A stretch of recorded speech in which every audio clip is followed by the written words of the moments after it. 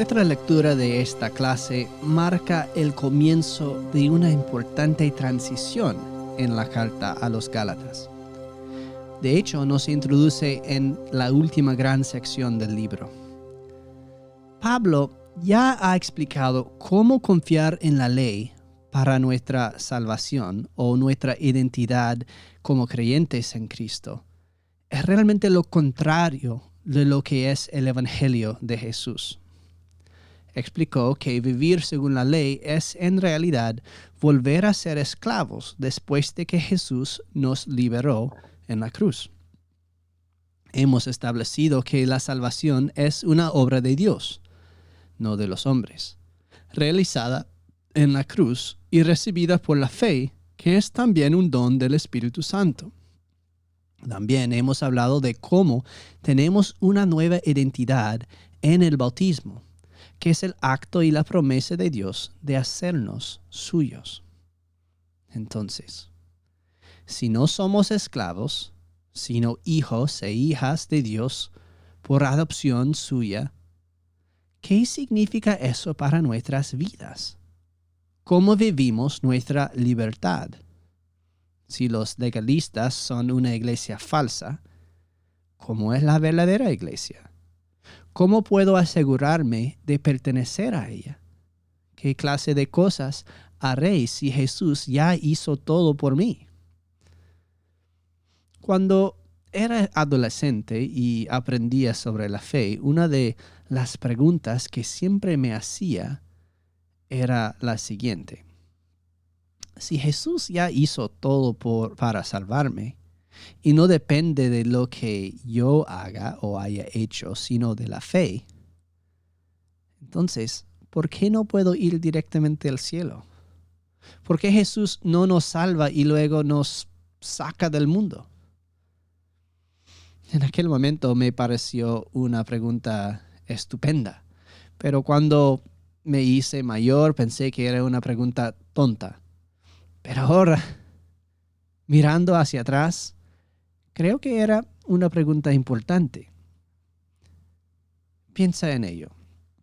Creemos que la buena noticia del Evangelio es que Jesús murió en la cruz para salvarnos de nuestros pecados, que nuestras propias obras no cuentan para nada y que Dios actuó para salvarnos cuando éramos sus enemigos, enviando a su Hijo, obrando a través de la cruz y creando fe en nuestros corazones por el poder de su palabra y Espíritu Santo.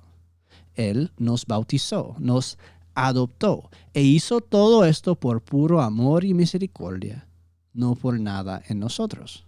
Somos salvos solo por la gracia, justificados solo por la fe, solo por la obra de Cristo, y sostenemos todo esto solo por la palabra de Dios. Estas son las afirmaciones centrales del cristianismo luterano tal como lo enseña la Biblia. Fácil. Esto es absolutamente cierto.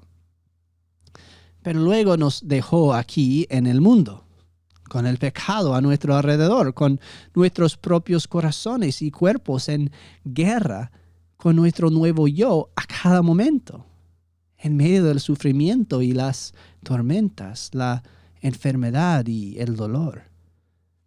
Todos quieren devolvernos a la esclavitud. Los falsos maestros, el mundo que nos rodea, incluso nuestros propios corazones. Es todo lo que los hijos adoptados podemos hacer para no volver a ser esclavos. ¿Y ahora qué? Pablo dice en el versículo 5, porque por el Espíritu, por la fe, nosotros mismos aguardamos ansiosamente la esperanza de la justicia. Esperamos ansiosamente. Es decir, sabemos lo que viene. Sabemos que por Cristo somos justos ante Dios. Esa es nuestra esperanza. Pero aún no podemos verlo con nuestros ojos. Así que buscamos cosas que podamos ver. Solemos buscar pruebas de nuestra fe, obras de la ley que demuestran que somos justos. Tendemos a mirar a todas partes menos a Jesús, que es nuestra justicia. Los Gálatas buscaban la circuncisión como prueba, y hoy se ofrecen muchas otras cosas como esa prueba. Pero Dios nos dio la prueba en lo que Jesús ha hecho, la imagen de Cristo en la cruz, la acción de Dios en nuestro bautismo. La prueba no es mirar lo que hemos hecho, sino lo que Cristo ha hecho por nosotros. La prueba es ver el último acto de amor de Dios y creer en Él. El amor es el cumplimiento de la ley. ¿Cuál es el propósito de nuestra vida aquí en la tierra, después de haber sido adoptados en la familia de Dios? Dicen que la pregunta más profunda que se ha planteado la humanidad es ¿cuál es el sentido de la vida? Pero como cristianos hace tiempo que tenemos la respuesta. El sentido de la vida es ser amado por Dios y a través de la vida en el mundo dar testimonio del increíble, inmerecido e ilimitado amor de Dios. El amor es el cumplimiento de la ley. El amor de Dios es el propósito de tu vida. La obediencia forma parte del amor, pero la obediencia sin amor no es libertad. Pablo dice que estamos llamados a la libertad. Esto significa un rechazo total de la vida de esclavitud. Lo difícil es que si hemos estado viviendo nuestras vidas todo el tiempo como esclavos, no podemos ni imaginar lo que es vivir como personas libres. Si todo lo que hemos conocido es la esclavitud, no es de extrañar que a menudo malinterpretemos nuestra libertad como si fuera una forma de esclavitud. Permítanme darles un ejemplo. Por ahora me ceñiré a uno de los menos controvertidos. ¿Puede un cristiano beber cerveza o no? He oído a personas decir que en absoluto y que un cristiano no puede beber nada de alcohol y ser cristiano. He oído a otras personas decir que cualquiera que se niegue a beber alcohol es un legalista, igual que los condenados en la carta de Pablo a los Gálatas. Pues, ¿cuál de ellas es la correcta? ¿Le parece que ninguna de las dos se parece realmente a lo que enseña la Biblia? Eso es porque la premisa misma detrás de la pregunta ya es defectuosa. El problema no es la parte de la creación de la que se abusa, sino el pecador que abusa de ella. No vivimos según la esclavitud de la ley, sino según la libertad. Entonces, ¿cómo debe enfocar un cristiano una cuestión como esta? La ley moral de Dios no nos prohíbe beber, aunque sí nos advierte contra la embriaguez. Jesús bebía vino y la Biblia describe a menudo la alegría en términos de vino y fiestas. Si alguien dice lo contrario, no está siendo honesto con el texto. Somos libres de beber cerveza y somos libres de no beber cerveza. Entonces, ¿cómo vivimos nuestra libertad? Pablo señala a los Gálatas la esencia de la ley y el propósito de nuestra existencia, que es el amor. Nuestro comportamiento como cristianos libres debe estar determinado por la ley del amor, no por la esclavitud. Obedecemos la ley porque es la descripción de cómo es el amor. Un cristiano no usará su libertad para hacer algo que lo lleve a la esclavitud. Así que si un cristiano use su libertad para beber, debe hacerlo de manera que no se convierta en algo a lo que se vuelva adicto. No debe llevarlos a la esclavitud o deben evitarlo completamente. Del mismo modo, si un cristiano usa su libertad para beber de una manera que hace que otra persona a la que ama se esclavice o se ofenda, entonces, por amor, el cristiano no beberá. Si alguien en tu vida es un alcohólico, no sería muy amoroso usar tu libertad de una manera que lo mantenga esclavizado. Los cristianos tienen muchas razones para decidir no beber por amor al prójimo o para proteger su propia libertad. Pero también hay razones por las que un cristiano maduro puede elegir usar su libertad de esta manera, dentro de unos límites.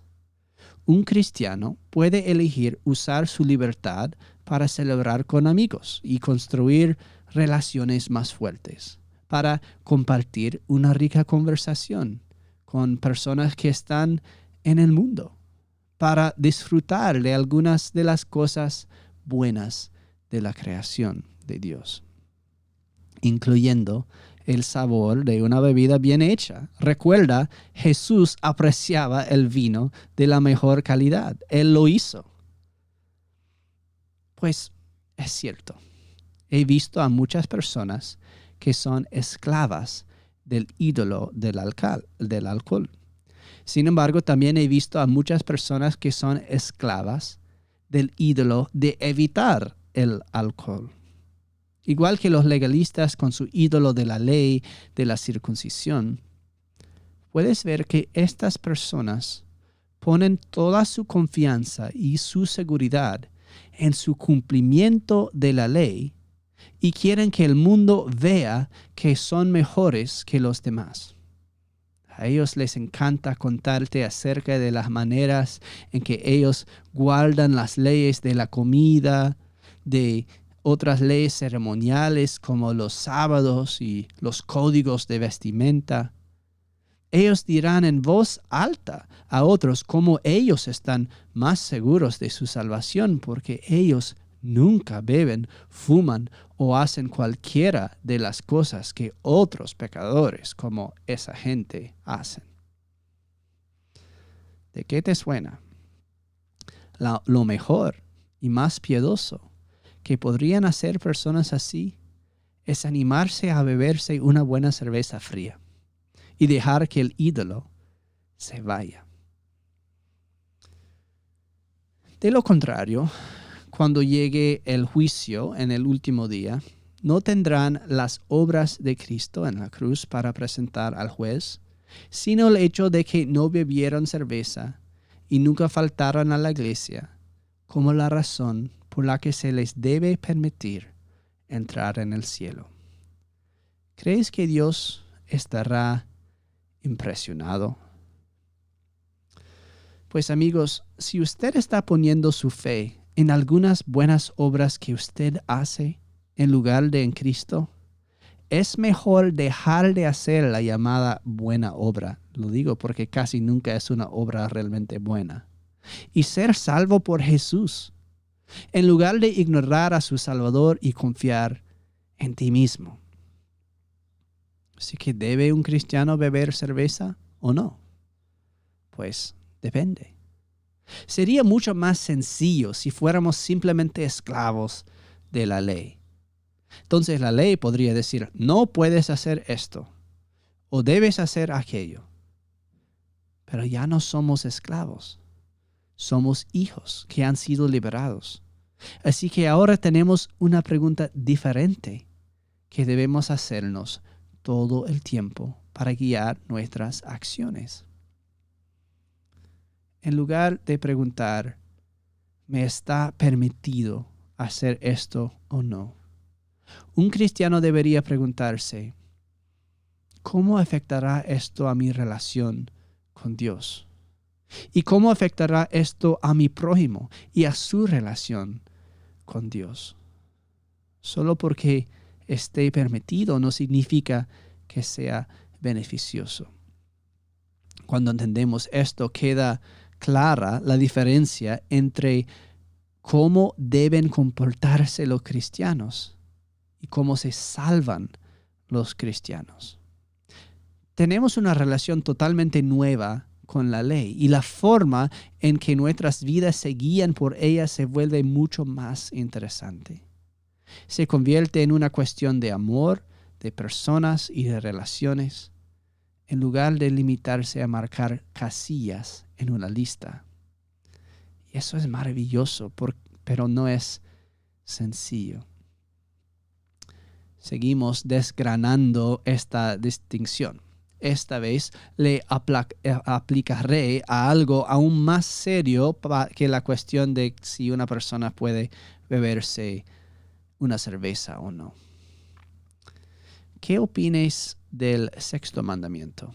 No cometerás adulterio. Este mandamiento de Dios exige que seamos fieles al matrimonio, que no seamos sexualmente activos con nadie más que con nuestro marido o nuestras esposas, en compromiso y amor hasta la muerte.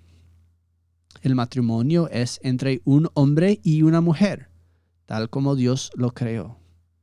Nada más y nada menos.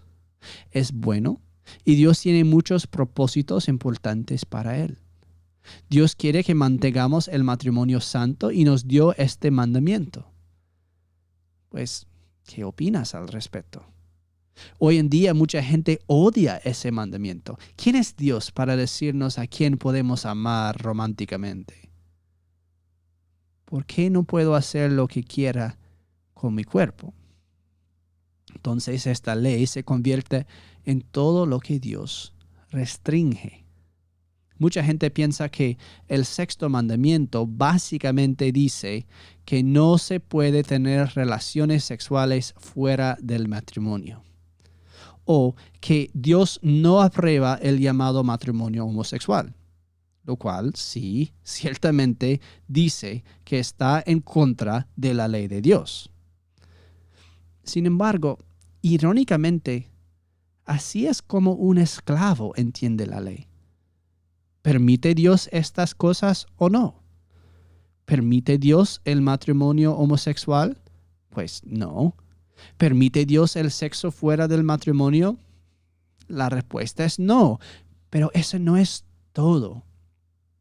Cuando entendemos la ley desde una perspectiva de libertad, ya no pensamos en ella solo como algo que no se nos permite hacer, sino como algo que somos libres de hacer.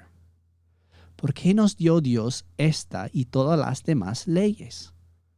Por amor a Dios y al prójimo. La razón por la que Dios quiere que el matrimonio sea santo, exclusivo y de la forma en que Él la diseñó entre un hombre y una mujer, es porque cuando vivimos de esa manera, nuestras vidas y relaciones florecen. Es la única manera de ser libres. Dios no solo está haciendo reglas a las que estamos atados, Él nos está mostrando cómo es vivir libre de estos pecados. Un matrimonio fiel fortalece nuestra relación con Dios. Una relación exclusiva y comprometida es buena para ti y es buena para tu esposa o esposo. Un matrimonio exclusivo y fiel es un regalo inestimable para sus hijos. El matrimonio tal como Dios lo diseñó significa estar libre de nuestros deseos y dudas. Dios no quiere que seamos libres el uno del otro, sino que dependemos el uno del otro y tengamos a alguien de quien podamos depender.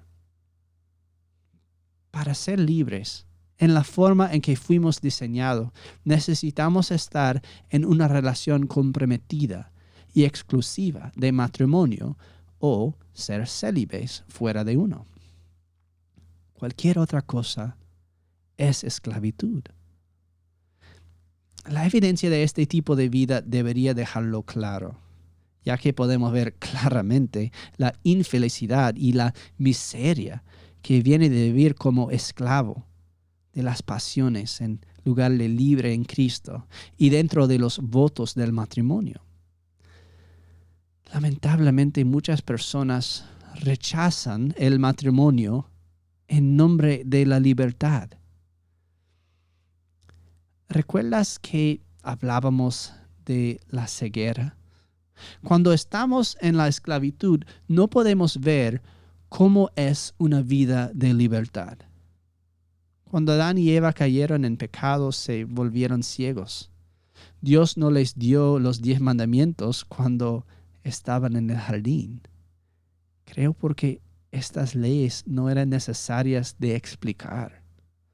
Simplemente eran parte de su libertad. Estaban atados a ellas de la misma manera que estaban atados a la tierra por la gravedad. No como algo para esclavizar, sino como el orden por el que funcionan las cosas. Dios nos da la ley para mostrarnos a nosotros, pecadores ciegos, cómo es la libertad. Se parece a los mandamientos, aunque hacer esas cosas no nos hace libres. Somos libres por Cristo. Usamos nuestra libertad para amar a Dios y a nuestro prójimo. Por eso Pablo dice que vivimos por la fe que obra en el amor. Nuestra libertad por la fe se aplica a nuestras vidas en el amor. Eso, amigos, es la verdadera libertad.